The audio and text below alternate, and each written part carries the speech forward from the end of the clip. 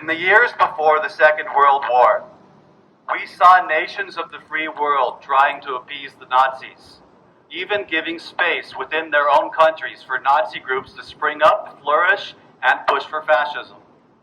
Then they changed course, stood up to resist the Nazis, and stopped the greatest evil of the 20th century. Well, now fascism has taken root, flowered, and spread far and wide across India under Modi's RSS-controlled regime. Meanwhile, that Nazi-inspired paramilitary, the RSS, has spread its tentacles across the globe. The RSS draws much of its power from its support base here in the United States. While we stand here, free and loud and fearless in America, the RSS in India is intimidating, brutalizing, and slaughtering Christian and Muslim and Sikh minorities, Dalits, and, honestly, any and all of its critics. U.S. Ambassador Atul Keshap's recent meeting with the RSS normalizes, legitimizes, and whitewashes a violent, fascist, Hindu nationalist paramilitary that is ideologically aligned with and historically inspired by the European fascist movements of Mussolini and Hitler.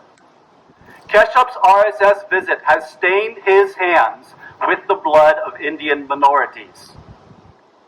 Keshap's meeting marks the moment that the Biden administration chose, with its eyes wide open, mind completely self-aware, and conscience fully informed, to step over the beaten, bruised, and bloodied corpses of the victims of fascism, to instead shake the hand of the fascist who sent those innocent souls to the graveyard.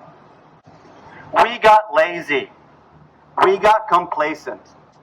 We thought that once we kicked Trump out, it would magically alter the U.S.'s foreign policy towards Modi's tyrannical regime. But it actually got worse. Trump was bad enough.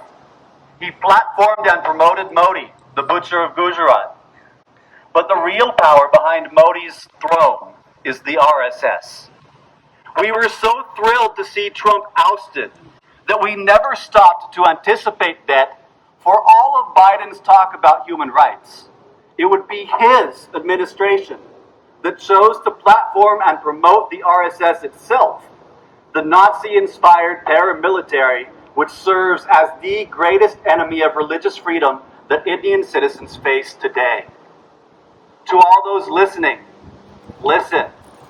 If you have ears to hear, then hear. This is the moment. Are you anti-fascist? This is the moment. Do you support human rights? This is the moment. Do you despise the RSS? This is the moment. If you oppose Hindu nationalism, if you're concerned about Modi, if you understand and truly believe that the RSS is a fascist and terrorist organization, then this is the time to speak out. If not now, when? If not you, who? Keshap, as the representative of the U.S. to India, has enabled fascism, and the U.S. stands guilty of empowering one of the greatest evils of the 21st century. I demand, we demand, and you too should demand that Keshap resign or be removed, and that the Biden administration answer to the American people for choosing to enable and empower the world's largest fascist movement. I call on you, if you care, to be bold, be courageous, and be outrageously outspoken, because silence is consent.